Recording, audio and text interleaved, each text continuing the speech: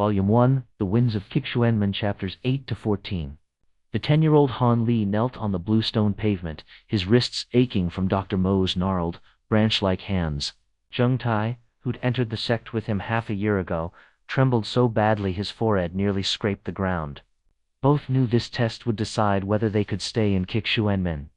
When Dr. Mo clamped onto Zheng Tai's pulse point like iron tongs, the boy's eyes reddened instantly.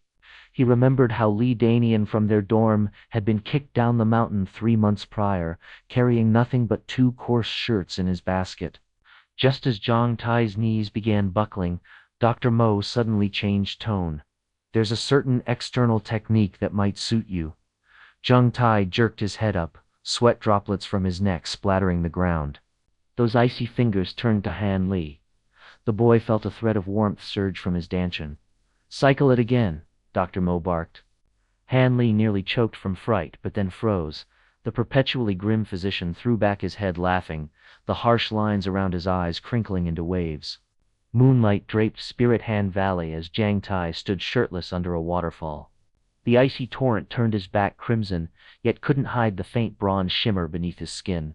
Han Li crouched on the bank, watching his friend grimace, suddenly recalling the brown pill Dr. Mo had forced down his throat that morning. It dissolved instantly, leaving his dantian burning for hours. Destiny often shifts during mundane moments. When Han Li kicked something hard in the leaf pile, he thought it was just a boar-dug stone. But the mud-caked metal vial he smuggled back to his room withstood 17 hammer strikes, leaving his palms numb. Moonlight revealed dark green patterns glowing faintly on its surface. Frost painted the window lattice white as Han Li hunched in bed, clutching his treasure. At midnight, countless firefly-like specks pierced through the roof, swarming into the vial.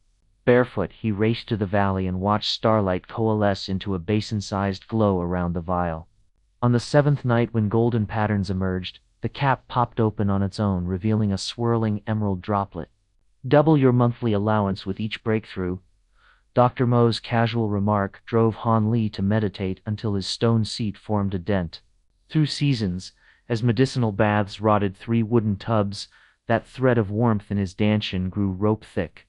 Only in deepest night would he dare take out the green vial, watching the liquid writhe eerily under moonlight. On the first day of summer 4 years later, 14-year-old Han Li tightened his leg wraps before the mirror.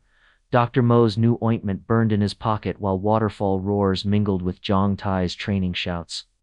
When his fingers brushed the vial, he noticed an extra golden pattern, much like the growing fervor in Dr. Mo's eyes, silently spreading through the shadows.